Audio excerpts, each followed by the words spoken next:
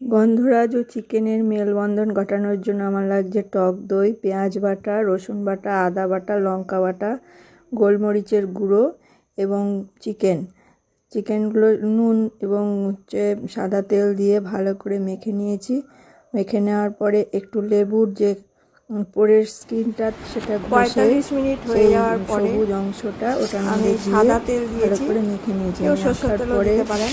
একটু লেবুর রসও দিয়েছি, গোটা গোলমরিচ, লেবুর রস। তেজপাতা, এদিকে কড়াতে তেল দিয়ে গোটা গোলমরিচ এবং তেজপাতা আর গোটা গরম মশলা ফোড়ন দিয়ে পেঁয়াজ যে বাটাটা ছিল সেটা দিয়ে দিলাম।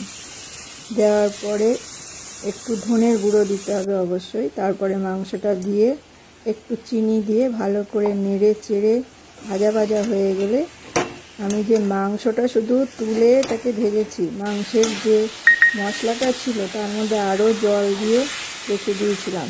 সেই মাংসের মশলার জলটা শুদ্ধ আমি ঢেলে দিলাম। জলটা এমন পরিমাণে দিতে হবে যাতে সেই জলেই সেদ্ধ হয়ে যায়, আর যেন বাড়তি জল দিতে না হয়। তারপরে সেদ্ধ হয়ে গেলে লেবুর টুকরো করে রেখেছিলাম, তারপরে লেবুর পাতা, গন্ধরাজ লেবুর পাতা দিয়ে ভালো করে একটু ঝোলের মধ্যে ডুবিয়ে দিতে হবে। অনেকক্ষণ রাখার পরে আবার ওগুলো তুলেও ফেলতে হবে, নাহলে তেতো হয়ে যেতে পারে।